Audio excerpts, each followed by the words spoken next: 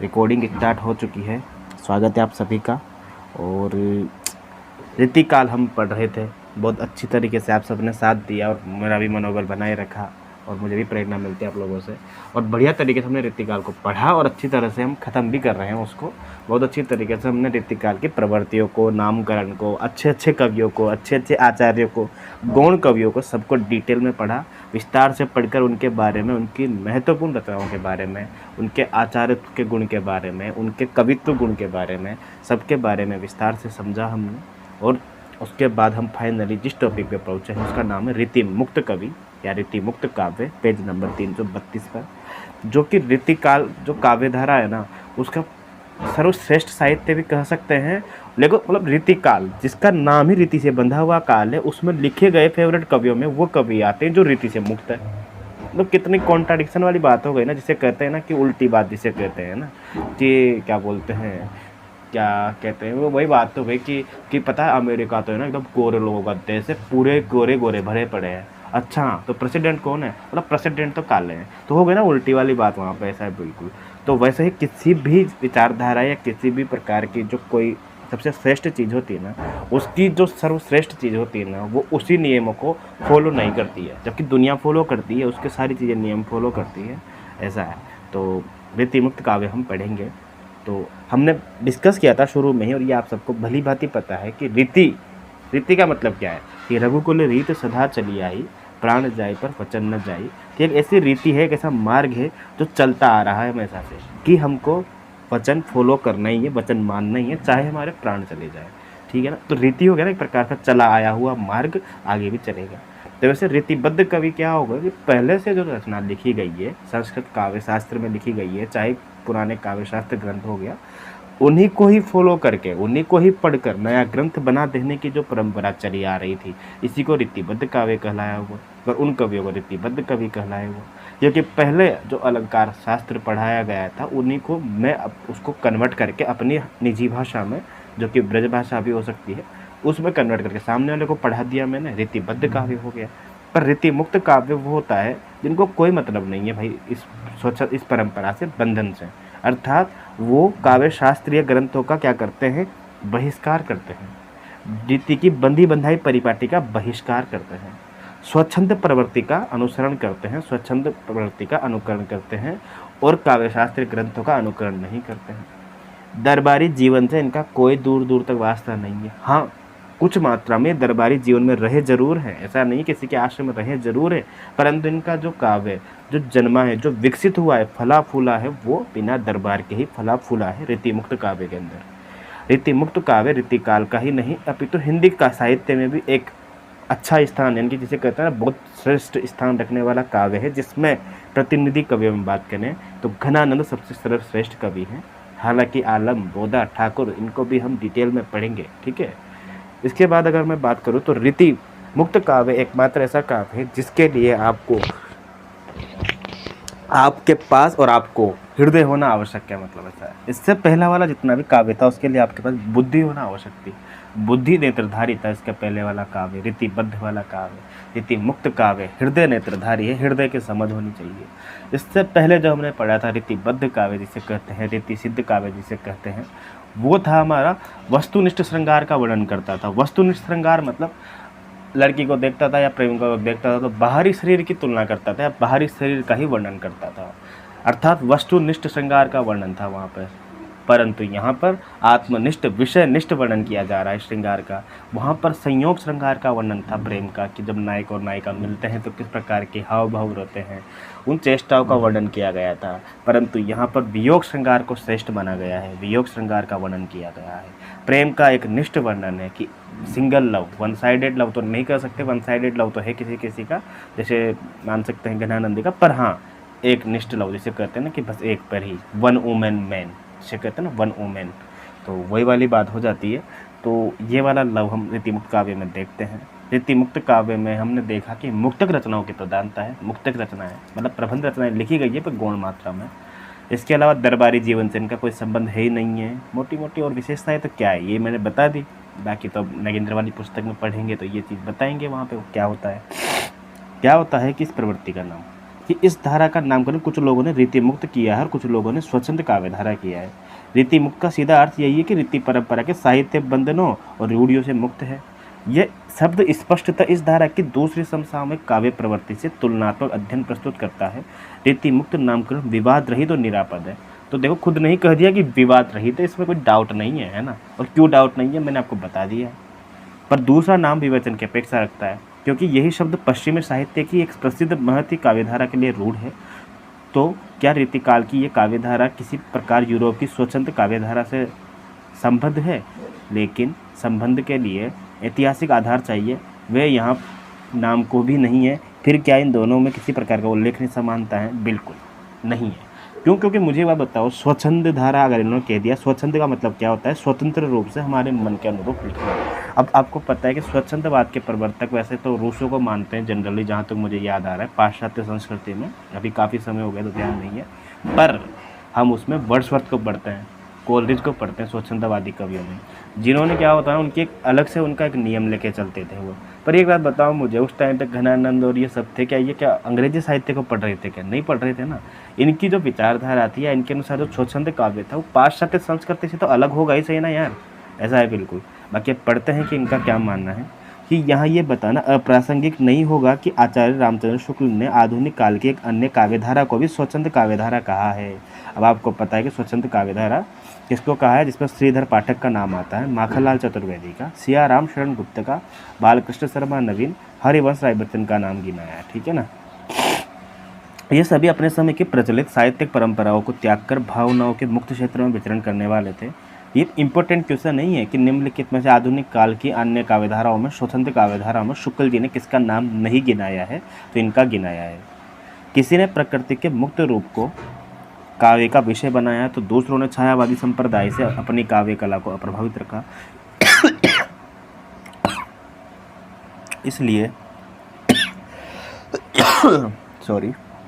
इसलिए शुक्ल जी की दृष्टि में ये सभी कवि स्वच्छंदतावादी थे।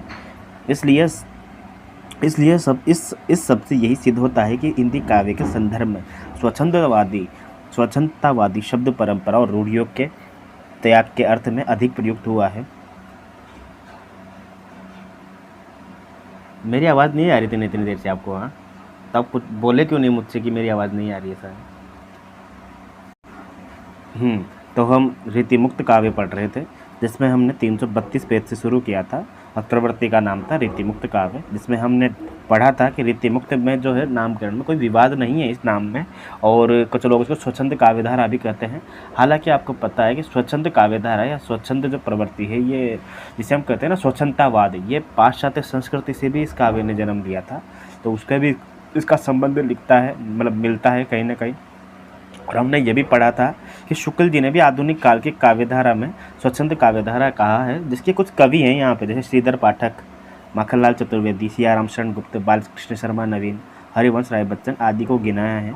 ये सभी अपने समय की प्रचलित साहित्यिक परंपराओं को त्याग कर भावनाओं के मुक्त क्षेत्र में विचरण करने वाले थे, ये हमने पढ़ा था।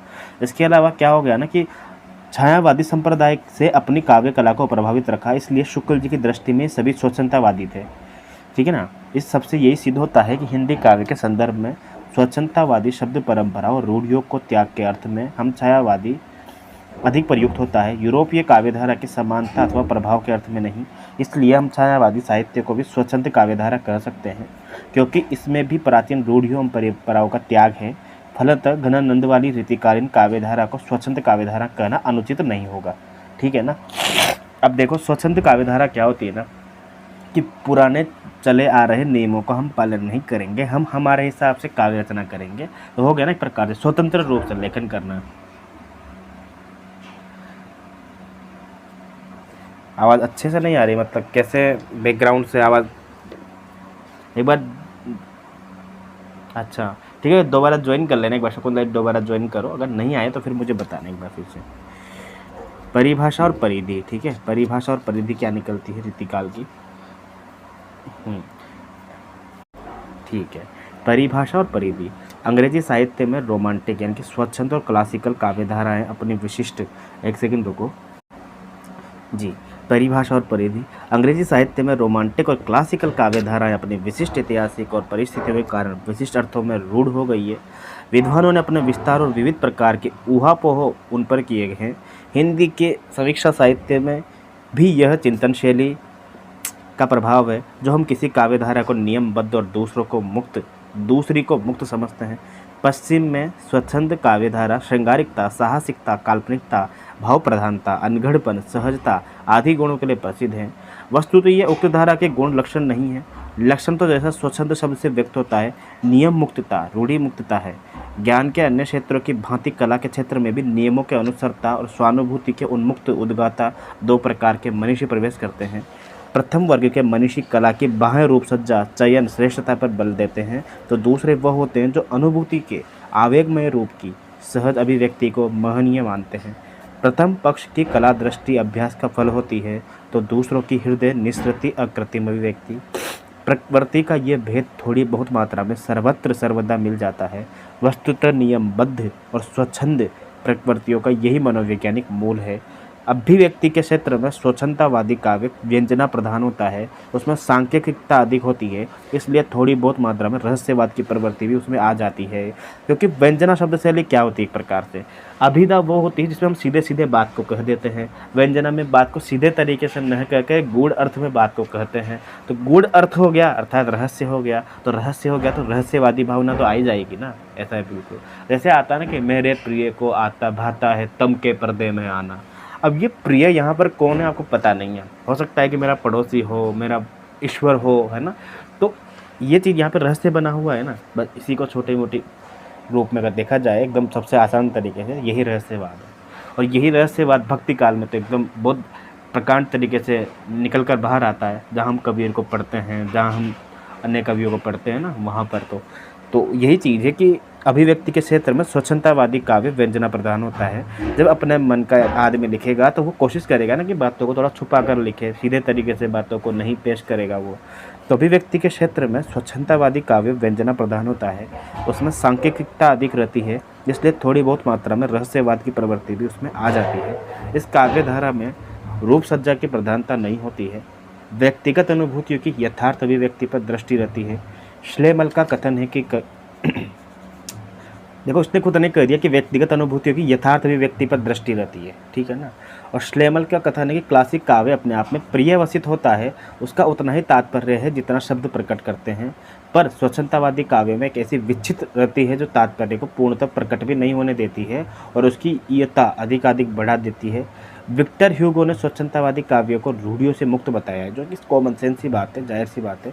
और डंटन क्या कहते हैं कि इसमें चमत्कार और अनुभूति की प्रधानता मानते हैं, क्योंकि जाहिर सी बात है इंसान जो अपने आप में जो महसूस करेगा अनुभूति को, उसको वो सर्वश्रेष्ठ तरीके से स्वच्छंदतावादी काव्य में लिखा जा सकता है। हालांकि इलियट इसका विरोध करते हैं और विरोध करते हुए वास्तविक और सार्थक कारण भी बताते हैं, और वो भी मैंने आपको डिटेल में बताया हुआ है कि स्वच्छंदतावादी काव्य एक टाइम पे कैसे साहित्य का ही खाने लग जाता है। ये चीज़ मैंने आपको बताई थी कि डॉक्टर हेज ने प्रेरणा को इसका प्राण कहा है। डॉक्टर हजारी प्रसाद द्विवेदी ने भी इस संदर्भ में कहा है कि कल्पना और भावावेग पर बल दिया जाता है, ठीक है ना। और कहा है कि रोमांटिक साहित्य की उत्सभूमि पर वह मानसिक गठन है जिसमें कल्पना के अविरल प्रवाह से सघन संश्लिष्ट निविड़ आवेग की ही प्रधानता होती है। इस प्रकार कल्पना का अविरल प्रवाह और निविड़ आवेग, ये दो निरंतर घनीभूत मानसिक वृत्तियाँ ही व्यक्ति प्रधान साहित्यिक रूप की प्रधान जननी है। सीधे सीधे शब्दों में कहूँ तो आपके मन में जो आया कल्पना उमड़ी है और जो आपके अंदर जो भी अविरल प्रवाह हुआ है, आप उनको क्या करोगे, एक साथ इकट्ठा करके और एक प्रकार के आवेग के साथ उसको जब आप बाहर निकालोगे तो स्वच्छंद काव्य होगा या नहीं होगा। परंतु स्वच्छंद काव्य सबसे बड़ी कमी ये होगी कि आप जो भी साहित्य लिखोगे ना, वो आपका अपना पर्सनल पॉइंट ऑफ व्यू होगा। आप उसको समाज के साथ, सबके साथ नहीं जोड़ पाओगे। आपने कभी कभी सुना होगा कोई गीत, कोई कविता, कोई उपन्यास पढ़ते हैं तो ऐसा लगता है कि इसने तो मेरे ही मन की बात कह दी, जबकि उसने आपके मन की बात नहीं कही, उसने अपने मन की बात कही है। परंतु उसने स्वच्छंद तरीके से अपने मन की बात न कहकर इस प्रकार अपनी बात कही है कि वो सबके मन की बात लग जाए, है ना। जबकि स्वच्छंद काव्य में यूँ लगता है कि ये सिर्फ इसके और इसके मन की बात है, तो इससे बचना बहुत मुश्किल होता है। ये बहुत कठिन प्रवृत्ति है या फिर बहुत कठिन प्रक्रिया है, ठीक है ना, जिसे बाद में क्लासिकवाद या शास्त्रवाद जिसे कहते हैं हम, इलियट ने बहुत बेहतरीन तरीके से समझाया था, है ना। और हम जब इलियट पढ़ते हैं तो विस्तार से और बहुत बढ़िया तरीके से पढ़ते हैं उसको। तो इन्होंने खुद ने कहा कि व्यक्ति प्रधान साहित्यिक रूप के प्रधान जननी है। तो ये व्यक्ति प्रधान होता है स्वच्छंदतावादी काव्य, कहीं ना कहीं देखा जाए तो, ठीक है ना। हालांकि हम छायावाद को स्वच्छंदतावादी काव्य इसलिए नहीं कहते हैं क्योंकि हमने ये चीज़ पहले सिद्ध कर दी है कि स्वच्छंदतावादी तो व्यक्ति प्रधान होता है, पर क्या छायावादी काव्य व्यक्ति प्रधान है क्या? नहीं, उसमें समष्टि चेतना का भी उतना ही ज़्यादा विस्तार से वर्णन किया गया है जितना खुद का वर्णन किया गया है, बल्कि खुद से ज़्यादा उनको देश की चिंता है, उनको स्वतंत्रता आंदोलन की चिंता है, स्वतंत्रता सेनानियों की चिंता है, नारी की चिंता है, ठीक है ना। ये सारी चीज़ें हम उस पर देख पाते हैं। तो ये तो एक परिभाषा है कि स्वच्छंदतावादी साहित्य किसे कहते हैं, रोमांटिक साहित्य किसे कहते हैं। आचार्य शुक्ल जी भी कहते हैं, कुछ कहेंगे इसे। आचार्य शुक्ल जी कहते हैं कि प्रकृति के रूप में और जीवन के सहज प्रवाह को स्वच्छंदतावादी साहित्य का ये इंपॉर्टेंट है। जैसे यहाँ हजारी प्रसाद द्विवेदी की पंक्तियाँ आई ना, तो इनको इंपॉर्टेंट लगा लो आप, क्योंकि ये पूछा जा सकता है कथन। आप शुक्ल जी के आ गए तो इनको इंपॉर्टेंट लगा लो कि मुक्त रूप और जीवन के सहज प्रवाह को स्वच्छंदतावादी साहित्य का प्रमुख विषय समझते हैं। उनके अनुसार शिष्ट साहित्य के साथ साथ लोक साहित्य की धारा बहती रहती है, जिसमें जीवन की सहज और निश्चल अभिव्यक्ति होती है। जब शिष्ट साहित्य पंडितों और आचार्यों की रूढ़ियों में आबद्ध हो जाता है तो भाव की सजीवता और स्फूर्ति जीवनगत दूसरी प्राकृतिक भावधारा से ही प्राप्त हो सकती है। इस प्रकार के परिवर्तन को ही अनुभूति की सच्ची नैसर्गिक स्वच्छंदता कहना चाहिए। क्लासिकल प्रवृत्ति की कलाकार की प्रशंसा इस बात में है कि वह जीवन और जगत को अपनी प्रतिभा से यथा तथ्य ग्रहण करे और इन्हें प्रभव विष्णु अभिव्यक्ति प्रदान करे। अब देखो आ गई ना वही बात, क्लासिकल प्रवृत्ति स्वच्छंद प्रवृत्ति से भिन्न होती है, ठीक है ना। तो ये याद रखना आप। शकुंतला जी दिक्कत आ रही है कुछ आवाज़ वगैरह में? ठीक है। अब देखो खुद अगले पैराग्राफ ने खुद नहीं ये बात कर दी जो हमने ऑलरेडी डिस्कस कर ली है कि क्लासिकल प्रवृत्ति कलाकार की प्रशंसा इस बात में है कि वो जीवन और जगत को अपनी प्रतिभा से यथा तथ्य ग्रहण करे। देखो, जबकि क्या होता है ना, स्वच्छंदतावादी लेखक अपने व्यक्तिगत अनुभवों को ही स्पष्ट करने में लगा रहता है, जबकि क्लासिकलवादी क्या होता है, जीवन और जगत को अपनी प्रतिभा से यथा तथ्य ग्रहण करता है और वो सबके मन की बात बन जाती है और उसे प्रभु विष्णु अभिव्यक्ति प्रदान करें। पर रोमांटिक प्रवृत्ति के कवि श्रेष्ठता इसमें है कि वो अपनी आत्मा स्फुटित होकर अपनी ऐसी अभिव्यक्ति दे कि वो जादू जैसा भाव उत्पन्न करे। वास्तव में स्वच्छंदतावाद का मूल कलाकार की एक विशेष प्रकार की मानसिक स्थिति में रहता है ना। अब इसका न काल से संबंध है न देश से, नियमों की रूढ़ियों और परिवर्तन से उभे हुए उत्साही कलाकार क्रांति मचाने लगते हैं। इसी का नाम साहित्य में स्वच्छंदता धारा कहलाता है। तो आप कोई पूछे ना कि स्वच्छंदवाद धारा क्या है, स्वच्छंदतावाद क्या है या स्वच्छंद धारा क्या है, तो स्वच्छंदवाद क्या है एकदम बिल्कुल, है ना, कि पुरानी रूढ़ियों और पुरानी परंपराओं का खंडन करके या उनसे परेशान होकर या उनको न मानकर नए नियमों को पालना करने वाले लेखक ही स्वच्छंदतावादी कवि कहलाते हैं, जो उन नियमों को नहीं मानना चाहते जो पुराने तरीके से चल पा रहे हैं और अपने आप को या फिर आत्मनिष्ठ साहित्य का निर्माण करते हैं जिसमें व्यक्ति प्रधान होता है। ठीक है। अब आप कहोगे सर स्वच्छंदतावादी साहित्य में और क्लासिकलवादी साहित्य में कौन सा बेस्ट होता है? देखो दोनों ही सर्वश्रेष्ठ है, दोनों ही बेस्ट है। स्वच्छंदतावादी साहित्य अपने आप में बहुत श्रेष्ठ है, जिसमें आदमी अपने, क्योंकि उसमें अगर बताओ सबसे पहले तो व्यक्ति है ना यार, बाद में व्यक्ति जब अपने आप में खुश रहेगा, अपने आप में अपने आप को स्वतंत्र महसूस करेगा, तब जाके समाज का नाम आएगा, फिर परिवार, मतलब पहले फिर व्यक्ति, फिर परिवार, फिर समाज का नाम आएगा। तो ऐसे करते करते लोग बनते हैं, फिर देश आएगा, ऐसा है बिल्कुल। तो वही वाली बात है, तो व्यक्ति अपने आप में स्वच्छंद महसूस करेगा। हालांकि स्वच्छंदतावादी जो काव्यधारा है वो तब खराब बन जाती है जब उसमें खुद व्यक्ति अपने आप को प्रधान मानने लग जाता है और समाज का उसमें नाम ही नहीं आता है। मतलब व्यक्तिवादी प्रधानता इतनी बन गई है कि मैं मतलब नियमों का खंडन कर रहा हूँ, है ना। जो बेसिक जो नियम होते हैं ना, कि साहित्य का बेसिक नियम मान सकते हैं कि हाँ यार वो सबके हित का तो कम से कम हो ही सही, सबके हित का चलो नहीं भी हो तो वो व्यक्तिनिष्ठ भी इतना होना चाहिए कि उसमें वो दूसरों को पढ़कर ऊब पैदा न करे। ऐसा है बिल्कुल, दूसरे इसको पढ़े तो यूँ न लगे कि इसने तो अपनी जीवनी भर दी पूरी की पूरी, मैं इसको पढ़कर क्या ही करूँगा, ऐसा वो वाली बात है। और इसी का विरोध इलियट ने किया था, तो इसी का नाम स्वच्छंदता धारा है।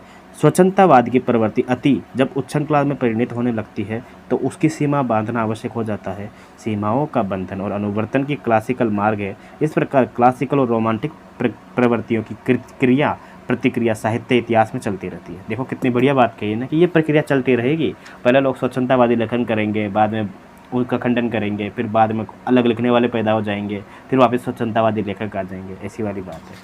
स्वच्छंद प्रवृत्ति का कवि अंतर्मुखी होता है, इसे अपनी अनुभूति पर अधिक विश्वास रहता है। अनुभूति भी की इंद्रियता नहीं, हृदयानुभूति। संसार का अनुभव करने वाले व्यक्ति की अपेक्षा अपना अनुभव करने वाला व्यक्ति उसको दृष्टि से अधिक सच्चा और प्रामाणिक है।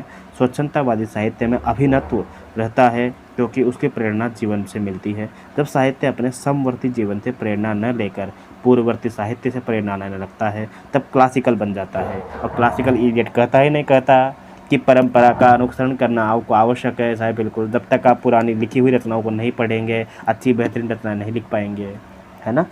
तो क्लासिकल बन जाता है, उसकी अभिनवता क्षीण होने लगती है। संक्षेप में स्वच्छंदतावादी साहित्य की प्रमुख विशेषता ये रही नीचे। आंतरिक अनुभूतियों का काव्य होता है, कहा नहीं कहा हमने, कहा। फलतः इसमें भावावेग का उच्छल प्रवाह बहता है, कहा नहीं कहा, कहा। आत्म प्रधान और व्यक्तिपरक होता है, कहा नहीं कहा, कहा। कवि बाह्य जगत को उतना महत्व नहीं देता है जितना अपने आप को देता है, ये भी डिस्कस किया है। सब प्रकार की रूढ़ियों से मुक्त होता है, इसलिए अपने अभिनत्व और अद्भुतता के तहत निहित रहते हैं, ये भी डिस्कस किया आपने। अभिव्यंजना में यह सांकेतिक और व्यंजना प्रधान होता है, इसलिए कहीं कहीं रहस्यात्मकता भी आ जाती है, ये भी पढ़ा हमने। कल्पना और असाधारण का प्राचुर्य रहता है, ठीक है ना। इसमें भाव प्रधान अधिक होता है, रूप प्रधान कम होता है। कवि की प्रवृत्ति अपने हृदय की परत खोलने की अधिक होती है, अपनी उक्ति को सजाने संवारने की कम होती है। अब रीति मुक्त काव्यधारा में हम घनानंद, आलम, बोधा, ठाकुर, द्विजदेव का योगदान मुख्य रूप से उल्लेखनीय है। इन कवियों का पृथक पृथक विवेचन अपेक्षित है। बहुत बढ़िया। अब घनानंद पढ़ेंगे, बिल्कुल ठीक है। घनानंद मैंने पहले भी कहा है आपको कि रीति काल के ही नहीं, रीति मुक्त काव्यधारा के ही नहीं, अपितु संपूर्ण हिंदी साहित्य में अपना एक अभिष्ट एकदम एक अभिन्न योगदान रखते हैं, मतलब बहुत महत्वपूर्ण योगदान रखते हैं, ठीक है। इनका जिस प्रकार से इन्होंने अपने हृदय को सामने रखा है और काव्य के रूप में ग्रहण किया है, काव्य के रूप में हमारे सामने प्रस्तुत किया है, वो वाकई में बहुत कम कवियों में ने कर पाया है, या फिर जिनके कारण हिंदी साहित्य का जो सूरज है ना वो प्रकाशमान होता है, उनमें से बेहतरीन कवि घनानंद भी हैं। जिस सूची में हम कबीर को, तुलसीदास को पढ़ते हैं, उसी सूची में हम घनानंद को भी पढ़ सकते हैं, ठीक है ना। अगर एक बार हम बिहारी के साहित्य की उपेक्षा भी करें, लेकिन हम घनानंद के साहित्य की उपेक्षा बिल्कुल भी नहीं कर सकते हैं। बिहारी के साहित्य की बिल्कुल उपेक्षा नहीं की जा सकती वैसे तो, क्योंकि उन्होंने एक ही साहित्य कृति लिखकर संपूर्ण हिंदी साहित्य में बहुत बड़ा आभार प्रकट किया है। हालांकि कुछ ऐसे विद्वान भी हुए हैं जिन्होंने बिहारी को तो कभी ही नहीं माना है, जैसे मिश्र बंधु ने बिहारी बड़े या देव बड़े इस विवाद को जन्म दिया है और देव को सर्वश्रेष्ठ कवि माना है, और बिहारी को तो कवि ही नहीं माना, बोला तो कवि नहीं है। लेकिन देव और बिहारी नाम से कवि रचना है कृष्ण बिहारी मिश्र की, जिसमें उन्होंने किसको बड़ा कवि माना है, ठीक है ना, जिसमें देव को बड़ा कवि माना है। और एक कवि हुए हैं अपने लाला भगवान दीन, बिहारी और देव, जिसमें बिहारी को बड़ा कवि माना है, ठीक है। तो ये हम देखते हैं। हाँ, घनानंद पढ़ते हैं अब हम कि घनानंद स्वच्छंद काव्यधारा के प्रमुख कवि हैं। इस धारा के, ये बहुत इंपॉर्टेंट है घनानंद अपने आप में सर, उदाहरणात्मक प्रश्नों के लिए भी और तथ्यात्मक प्रश्नों के लिए भी, इसलिए ध्यान से पढ़ना है इनको आप।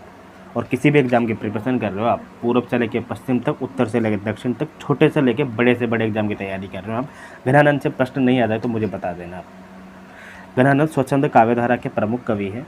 इस धारा के प्राय सभी गुण इनकी शैली में मिल जाते हैं, जैसे भावात्मकता, वक्रता, लाक्षणिकता बोला है मैंने कि, लेकिन लक्षण ग्रंथ मैंने बता दिए हैं आपको। काव्य शास्त्रीय ग्रंथों का अनुकरण करके पुनः हूबहू ग्रंथ बनाना लक्षण ग्रंथ कहलाता है, जबकि लाक्षणिकता काव्य लिखने की एक शैली होती है जिसमें हम सीधे सीधे तरीके से बात को न कहकर विभिन्न प्रकार के शब्दों में या विभिन्न प्रकार की यूनिक तरीके से बात को प्रकट करते हैं, ठीक है ना, जो कि रोचक लगती है। उसके बाद भावात्मकता, वक्रता, लाक्षणिकता, भावों की वैयक्तिकता, रहस्यात्मकता, मार्मिकता और स्वच्छंदता आदि है।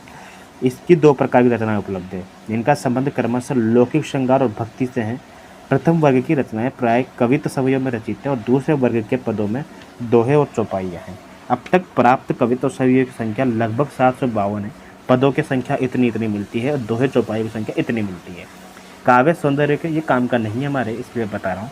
काव्य सौंदर्य के अतिरिक्त रचना विस्तार की दृष्टि से भी घनानंद महाकवियों में गिने जाने योग्य है। अब ये देखो, ये चीज़ कोई मैंने पहले से तो पढ़ के तो आया नहीं था मैं, ऐसा है बिल्कुल। अब ये बात खुद इन्होंने कह दी है।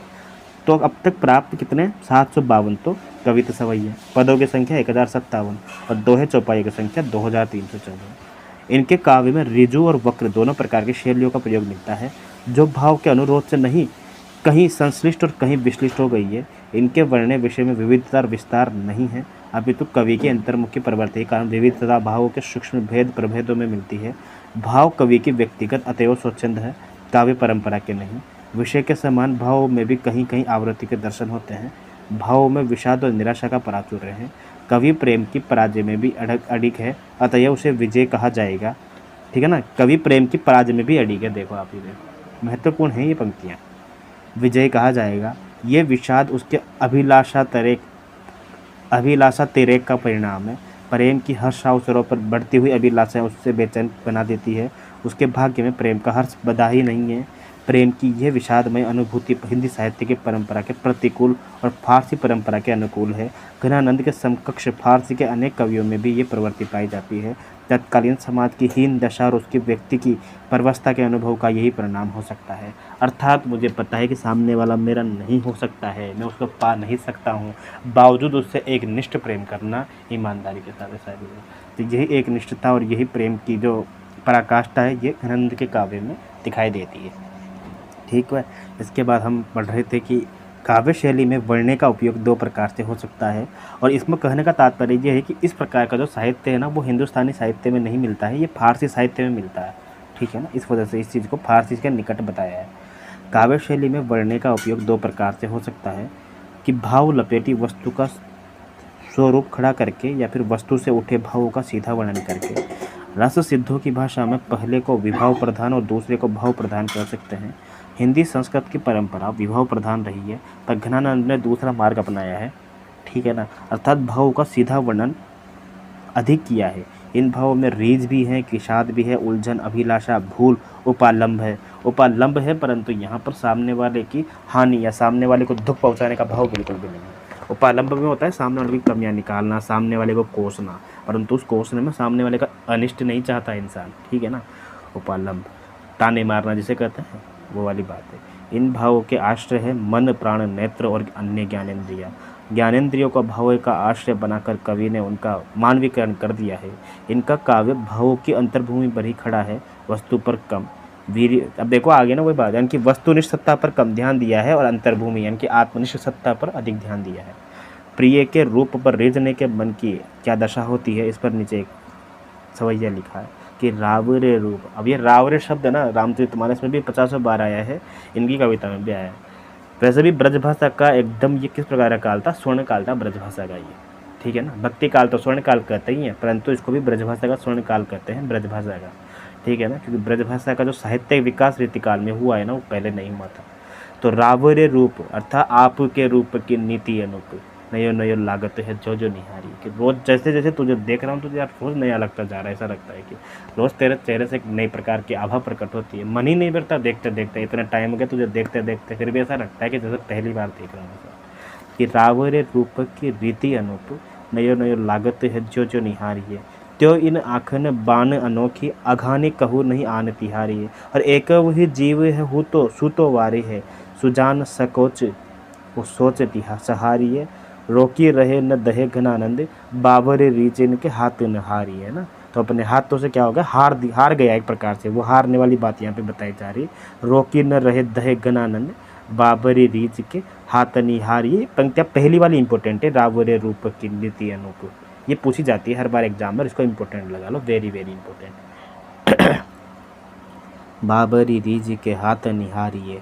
इस प्रकार वियोग की व्यथा की सैकड़ों अंतर्दशाओं मार्मिक चित्र कवि ने खींचे हैं, जो हृदय को सीधे छूते हैं। वियोग श्रृंगार में प्रिय के रहने पर प्रेमी का भावामग्न हो जाना स्वाभाविक है, पर घनानंद संयोग में भी भावामग्न है। भावात्मकता के कारण ही अनुभूति का संबंध जब सशरीर प्रिय से हटकर अनुभूतियात्मक हो जाता है। देखो कहा ना कि सशरीर प्रिय से हटकर, अर्थात यहाँ पर शरीर का वर्णन किया ही नहीं जा रहा ना, यहाँ पर तो तन से तन की बात हो ही नहीं रही, यहाँ तो मन से मन की बात हो रही है।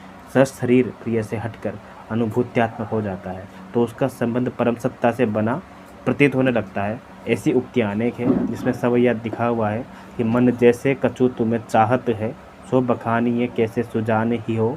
इन्हें प्राणन एक सदा गति रावरे, बावरे लो लगिए नितलो। बुद्धि और सुधि नैनन बैनन में, करी बास निरंतर अनंतर गो। उघरो जग छाए रहे घनानंद, चातिक लो तकिए अब तो, है ना।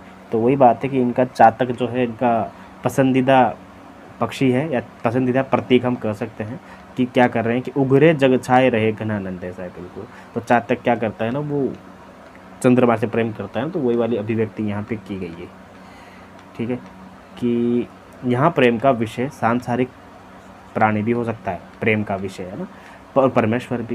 क्योंकि हम क्या करते हैं, जब देखो एक चीज़ आपने सुनी होगी, भक्ति और एक होता है प्रेम, है ना। जब भक्ति अपने पराकाष्ठा पे होती है ना, तो वाकई में वो प्रेम बन जाती है। जब प्रेम अपनी पराकाष्ठा पे होता है तो भक्ति बन जाती है। ऐसा मतलब मैंने कई बार जो सीरियल्स वगैरह होते हैं या जो कई बार कुछ ग्रंथ होते हैं ना, उनके गहराई में जाके जब पढ़ा ना, तो यही चीज़ निष्कर्ष निकल के आता है।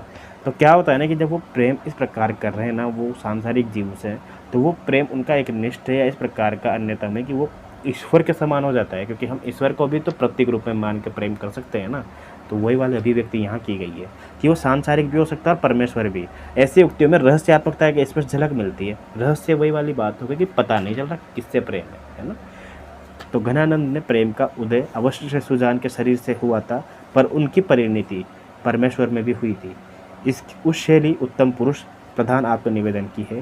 प्रेम की अनुभूतियों को इन्होंने अपनी बनाकर प्रस्तुत किया है। अपनी रचना प्रिया का संकेत करते हुए कवि ने स्पष्ट कहा है कि उसे काव्य की प्रेरणा प्रेयसी सुजान के मादक रूप से मिलती है, उसी को वह काव्य के रूप में उपस्थित कर देता है। इस प्रकार के संकेतों से अनुमान होता है कि कवि का काव्य उसकी स्वयं की प्रेमानुभूति है।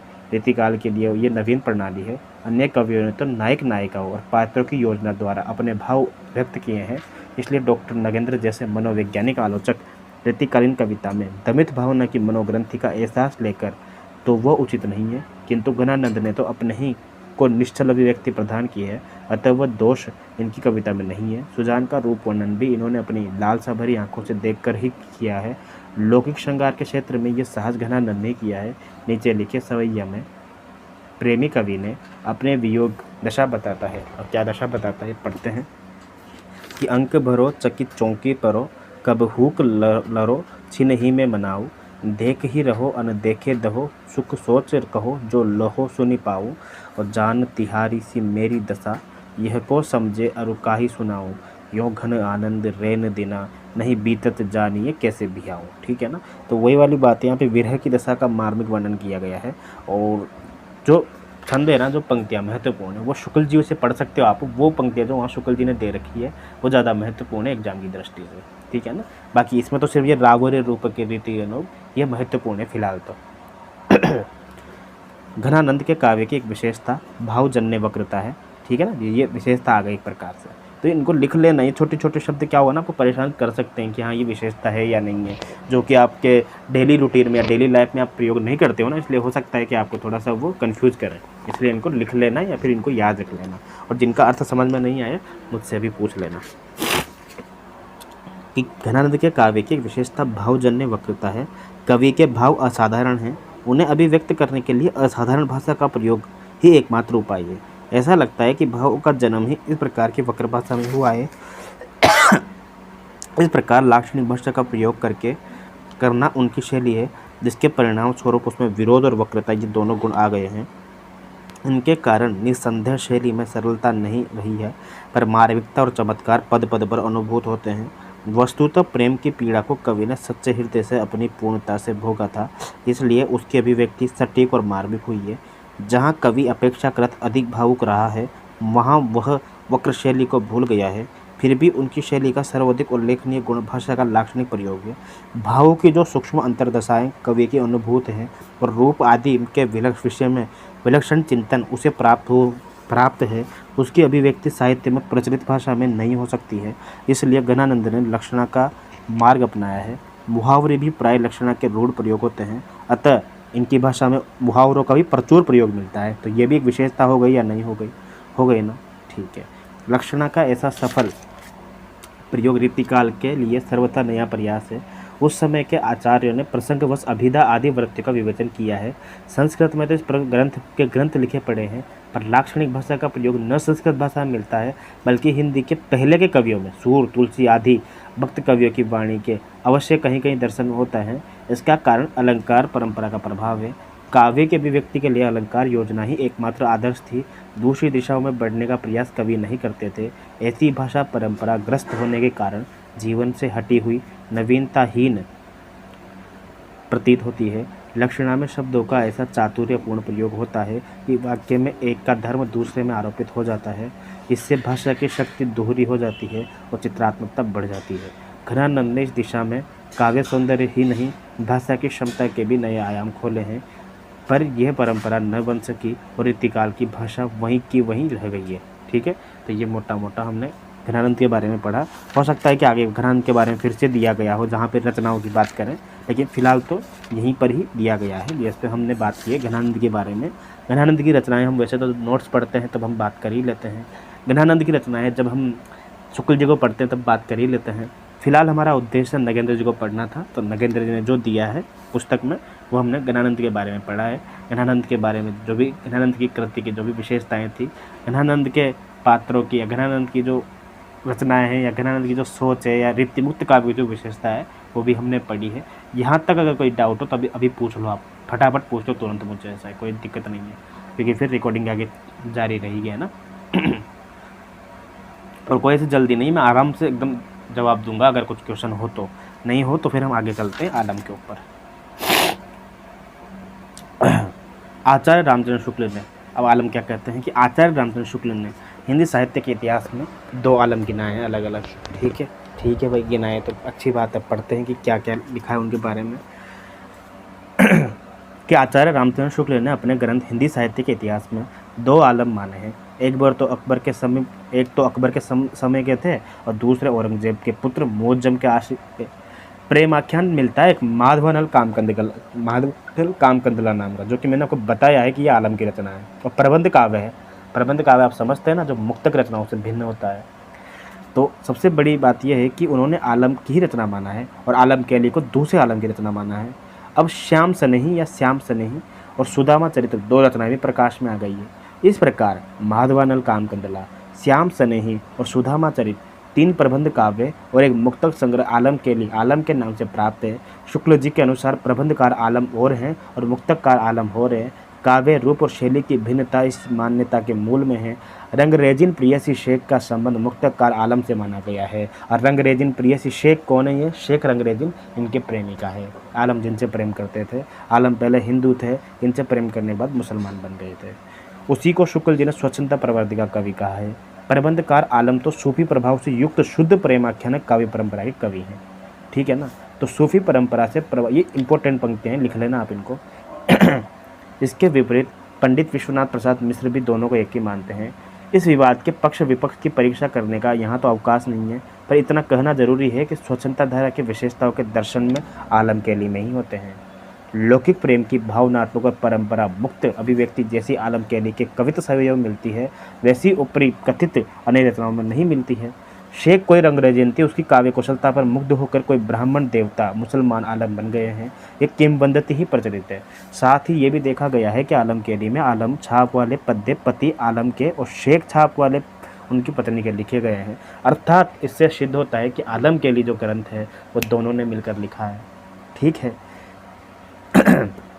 आलम कैली के आलम ये लिखी दिया अपन ने, है ना, शेख वाले हो ही गए, पर परीक्षा करने पर उन शैली में कोई विशेष अंतर नहीं प्रतीत होता है। इसके अतिरिक्त शेख नाम के साथ पुल्लिंग क्रिया प्रयोगी पद्यों में मिलती है। मुसलमानों ने शेख नाम स्त्रियों का होता भी नहीं है, अतः अनुमान ये होता है कि शेख आलम का ही जातीय नाम था। वह भी अपनी यथावश्यक कभी आलम और कभी शेख रख देता था। रंगरेजिन की कहानी या तो मनगढ़ंत है या उनका कोई और नाम होगा। आलम घनानंद की भांति सर्वथा स्वच्छंद नहीं है। इनके कविता शैलियों में रीति परंपरा के गुण कुछ कुछ मिल जाते हैं, अर्थात कहीं कहीं पर नायिका भेद रस आदि के आधार पर खतियाया भी गया है। घनानंद जिस प्रकार अपनी अनुभूति की स्वच्छंदता और असाधारणता के प्रति जागरूक है, आलम नहीं है, तो इसीलिए तो घनानंद सर्वश्रेष्ठ है। फिर भी अपने काव्य को रीतिबद्ध काव्य नहीं माना जा सकता है। इनका काव्य स्थूल वस्तु प्रधान नहीं है, वस्तु प्रधान नहीं है इसलिए तो आत्मनिष्ठ प्रधान है, आत्म प्रधान है। और यही तो हमने विशेषता पर बताई है। और ये प्रश्न आया हुआ है कि घनानंद का काव्य वस्तु प्रधान है, जो कि गलत है, बिल्कुल भी नहीं है। भाव प्रधान है। संयोग हो या वियोग हो, कहीं पे विषाद मग्न रहता है। वियोग तो वैसा ही मार्मिक और आंतरिक है जैसा घनानंद का था। आलम वियोग में बिके से थके से यूँ जीवन के दाव हारे हुए ऐसे लगते हैं। इस प्रसंग में उनका यह सवैया मिलता है कि जाथल कीन विहार अनेक ताथल कांकर बैठ चुना करे। अब ये इंपॉर्टेंट पंक्तियाँ, इसलिए इनका मैं भावार्थी बता दूंगा ऐसा बिल्कुल। कि जिस जगह पहले बैठकर हम क्या करते थे, चाय वगैरह पीनी पड़ती थी, आज उस जगह मैं अकेला चाय बेच रहा हूँ ऐसा बिल्कुल। पहले जिस जगह हम दोनों जाते थे और हम जूस पीते थे, आज उसी दुकान पे मुझे जूस बेचना पड़ रहा है और तुम जूस पीने आ ही नहीं रही हो।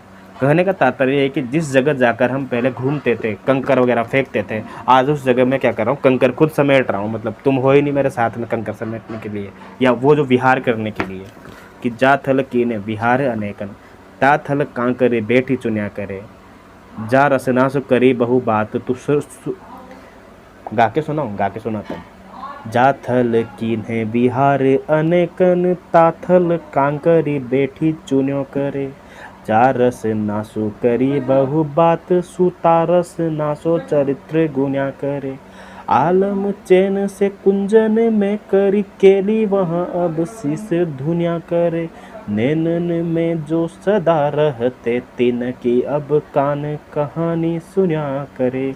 जो नैनों में सदा बसते थे अब तो कान उनकी कहानी सुन रहे हैं, क्योंकि अब वो नैनों से सामने है ही नहीं, ऐसा है। तो वही वाली बात कही है कि पहले जिनकी बातें किया करते थे या जिनसे बातें किया करते थे ना, है ना, अब क्या कर रहे हैं, उनकी बातें करनी पड़ रही है। पहले जिनसे बातें करते थे अब उनकी बातें किसी और से करनी पड़ रही है। इस वाले का भाव है, ये इंपॉर्टेंट पंक्तियाँ, आलम की पंक्तियाँ बहुत बार पूछी गई है, कन्फ्यूज मत हो जाना किसी और कवि के बीच में।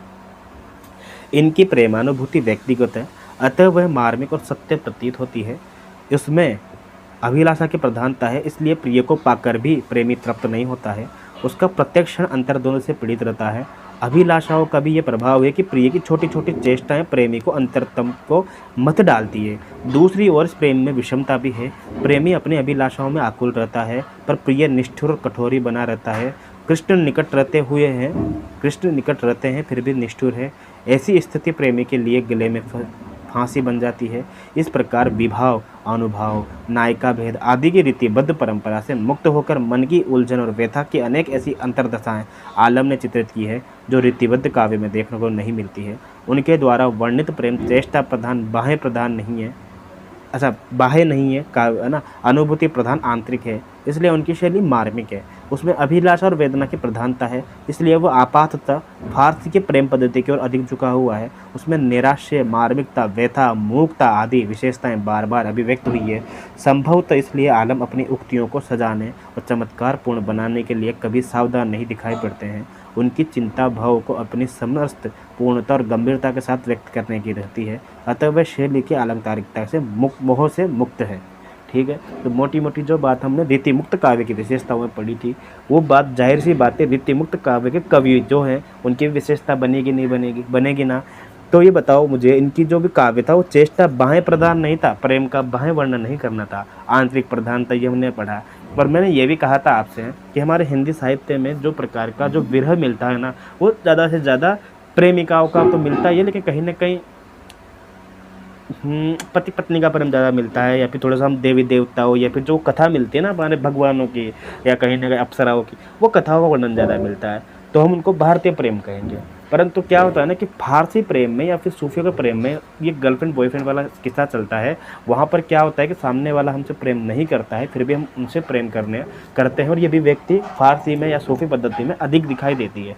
इसलिए कहा है कि फारसी की तरफ झुकाव ज़्यादा है, ठीक है ना। और तो ठीक है, आगे ठाकुर को पढ़ते हैं, कितना बचा हुआ ठाकुर वगैरह, क्योंकि फिर टाइम हो गया, 8 बज गए, ठीक है ना। ठाकुर को पढ़ लेते हैं, चलो फिर बोधा को देखते हैं। कि ठाकुर साहित्यिक मात्रा में अधिक नहीं है, कि ठाकुर का साहित्य तो मात्रा में भले ही अधिक नहीं है, परंतु क्या हो गया कि उनके 2 ग्रंथ मिलते हैं, ठाकुर ठशक और ठाकुर शतक। अब ये बताओ यार, जब ठाकुर नाम से रचना आ गई तो रचना कौन पूछेगा, नहीं पूछेगा, परंतु पंक्तियाँ पूछता है इनकी। कि वैसे अपने काव्य मार्ग की विशेषता के लिए ग्रंथ के प्रति ठाकुर भी सजग रहे हैं। केवल कवि शिक्षा के बल पर काव्य रचना का उन्होंने अभ्यास किया है। ऐसे काव्य में जो कृत्रिमता और सीमितता रहती है, ठाकुर का काव्य उनसे मुक्त है। अनुभूति और अभिव्यक्ति दोनों में ये सहज स्वाभाविक है क्या, इसके भाव व्यक्तिगत होकर सार्वजनीन ही है। हृदय में उनका स्पंदन होता है। भाषा भी बोलचाल के चलती और स्वच्छ है, उसमें प्रभाव तो है पर अलंकार आदि का लदाव नहीं है। निश्चल अनुभूति और अकृत्रिम अभिव्यक्ति ठाकुर को रीतिबद्ध कवियों से पृथक कर देती है। अन्य स्वच्छंद मार्गियों की भांति ये भी प्रेम की स्थिरता और निर्वाह के प्रशंसक है। प्रिय की रुक्ष या चंचल होने पर भी प्रेमी अपने प्रेम का निर्वाह ही करता है। कितनी बढ़िया बात कही है ना, कि का करिए तुमरे मन को जिनको अवलोन मिटी लगा दीबो, पे हम दूसरो रूप न देखिए आनन आन को। गाकर सुनाऊंगा। का करिए तुम रे मन को जिनको अब लो न मिटी। रुको रुको, सुन चुक रहा हूँ मैं। क्या थी वो यार, राव रे रूप की। का करिए तुम रे मन को जिनको अब लो न मिटी का करिए तुम रे मन को जिनको अब लो न मिटी दगा दीबो। यार छंद कौन सा है ये, मुझे ये तो देखना तो पहले। 2 1 2 1 1 2 2 1 1 2, ठीक है 2 1 1 2, यानी कि यह माता 2 1 1 2 है ना, फिर 2 1 1 2, ठीक है। यह माता राज भानस, ठीक है। का करिए तुमरे मन को जिनको अब लो न मिटी दगा दीबो। पे हम दूसरो रूप न देखिए आनन आने को नाम न लीबो। ठाकुर एक स्वभाव है तो लगी जो लगी देह धरे जग जीपो। प्यारे स्नेह निबाही बेको हम तो अपने सो किए अरुकीबो। थोड़ी क्या ना लंबी पंक्तियाँ हो गई है ऐसा है बिल्कुल, तो इसलिए धुन चूक रहा हूँ मैं भी, पर मोटी मोटी इतनी ही है। कोई और बढ़िया पंक्ति आएगी तो मैं गा के सुना दूंगा, और रावरे रूप वाली सुना दूंगा दोबारा। पर ये मोटी मोटी पंक्तियाँ इतनी इंपॉर्टेंट नहीं है वैसे, ये वाली इतनी ज़्यादा। ठाकुर की जो पंक्तियाँ हैं, पर याद रखना पहली पंक्ति और अंतिम पंक्तियाँ इंपॉर्टेंट होती है, इसलिए कभी देख लेना। बाकी मुझे नहीं लगता कि ये पंक्तियाँ आएगी, क्योंकि ठाकुर की पंक्तियाँ उतनी महत्वपूर्ण नहीं है। पूछेगा तो गणानंद की पूछेगा, और पूछेगा तो शुक्ल जी वाली पुस्तक से पूछेगा, ये भी आप याद रखना। शुक्ल जी वाली पुस्तक में पंक्तियाँ जो दे रखी है वो इंपॉर्टेंट है, और ये मैं गारंटी देता हूँ आपको, है ना। ठाकुर के काव्य में भक्ति भावना भी मिलती है, उसके अंतर्गत उन्होंने लीला वर्णन नहीं किया है, अपितु उनकी परमेश्वर संबंधी धारणा ऐसी सर्वसाधारण है। बाकी हम शुक्ल जी वाली पुस्तक पढ़ ही रहे हैं, जब वहाँ उनकी पंक्ति आएगी और जब ठाकुर जी को पढ़ेंगे तो वहाँ हम विस्तार से और वर्णन करेंगे परमेश्वर और वैसे शुक्ल ये ठाकुर तो वैसे जनरली सिलेबस में भी नहीं होता है, जैसे अभी इसके असिस्टेंट प्रोफेसर के सिलेबस में भी नहीं थे ये तो, है ना। तो ठाकुर के काव्य में भक्ति भावना भी मिलती है, और उनके अंतर्गत उन्होंने लीला वर्णन नहीं किया है, अपितु उनके परमेश्वर संबंधित धारणा ऐसी सर्वसाधारण है तो रामकृष्ण आदि की सीमाओं से पर एक अप्रत्यक्ष शक्ति के रूप में लोकमानस में बैठी रहती है। सर्वसाधारण में ईश्वर की विलक्षण महिमा का विश्वास रहता है। ठाकुर इसी के कवि हैं। वर्णने की दृष्टि से एक अन्य विशेषता यह है कि इनकी काव्यानुभूति में व्यक्तिकता के साथ साथ लोक जीवन के सहज संस्पर्श भी मिलता है। प्रकृति के रूप के साथ ही उनके काव्य में तीज त्योहार का उल्लासमय रूप भी मिलता है, जिससे इनका काव्य लोकधर्मी प्रतीत होता है। वस्तुतः ठाकुर की संपूर्ण काव्य कला लोक रुचि की ओर झुकी हुई है, इसी से वे रीति मार्ग से हटकर स्वच्छंद और नवीन लगते हैं। रीति मार्गी कवि अपनी अभिव्यक्ति के लिए अलंकारों के अचल दलचल में आपाद मस्तक थे। ये पद्धति घिसी पिटी होकर आकर्षण खो चुकी थी, साथ ही ये साहित्यिक सीमा बंधन भाषा को जीवन से काट देता था। बहुत बढ़िया बात कही है यहाँ पे इन्होंने। ठाकुर ने लोकोक्ति और मुहावरे का प्रयोग कर नया मार्ग बनाया, तो ये ठाकुर की विशेषता है, ये इंपॉर्टेंट। जैसे मुहावरों का प्रयोग गणानंद ने किया है ना, वैसे लोकोक्ति का प्रयोग जो सबसे ज़्यादा फेमस जो है लोकोक्ति का प्रयोग में, वो ठाकुर हुए हैं। मुहावरों की तुलना में उनके काव्य में लोकोक्तियाँ अधिक है। ठाकुर ने उनके भाषा का अलंकरण समझा है। लोकोक्तियों के द्वारा कवि शीघ्र ही लोकमानस को छू लेता है। लोकोक्ति और मुहावरों से भाषा का सौंदर्य और बढ़ जाता है, उसमें अलंकार जैसा भारीपन नहीं आता है। ठाकुर की इस विशेषता को समकालीन काव्य प्रवृत्ति से प्रस्थान भेद ही माना जाएगा। बहुत बढ़िया। इसी के साथ हमारा ठाकुर पूरा हो चुका है। अब इसके साथ मैं आपको गणानंद की पंक्तियाँ सुना देता हूँ, फिर हम ख़त्म करते हैं रिकॉर्डिंग, और जो भी आपका क्वेश्चन हो आप बता देना। कि राव रे रूप की रीति अनूप नयो नयो लागत जो निहारिये। त्यो इन आखिन बानी अनोखी अघानी कहू नहीं आन तिहारिये। एक ही जीवु हूँ तो सुतवारिये सुजान संकोच वो सोच सहारिये। रोकी रहे न दहे गण आनंद बावरी रिज के हाथ निहारिये। ठीक है ना, ये गणानंद का हो गया। और मैंने उस दिन वैसे आपको एक सवैया चंद सुनाया था ना, खुद का लिखा हुआ है ना। आज दूसरा वाला सवैया चंद सुनाता हूँ मैं आपको, है ना। उस दिन तो वो सुनाया था कि कान्हा की लीला तो कान्हा ही जाने, न जाने वो क्या क्या दिखाए रहे हो, है ना। एक और सवैया चंद सुनाता हूँ मैं आपको। ये भी मतलब मुझे तो अच्छा लगता है, बाकी अब आप देखना कैसा है। और रिकॉर्डिंग स्टार्ट भी बंद कर देंगे, पर उसके बाद बताना ज़रूर कैसा है ना। कि होठों की बांसुरी छोड़ गए और हमको सिखा गए होठों को सीना। होठों की बांसुरी छोड़ी गए हो, क्योंकि कृष्ण ने फिर गोकुल से जाने के बाद, कभी भी वृंदावन से जाने के बाद, मथुरा जाने पर कभी भी बांसुरी नहीं बजाइए, याद रखना आप। ये यहाँ तक ही सीमित था वाकई में। होठों की बांसुरी सीख छोड़ी गए और हमको सिखा गए होठों को सीना, नीरे निकलते नहीं नयनों से तनिक भी जो सीखे हैं पीर को पीना। फागुन आषाढ़ कार्तिक सावन याद से जाए न कोई महीना, रास रचैया हो कृष्ण कन्हैया बिना रास रास न आएगा जीना, रास रचैया हो कृष्ण कन्हैया बिना रास रास न आएगा जीना। इसी के साथ रिकॉर्डिंग बंद कर देता हूँ। कैसा लगा कमेंट करना।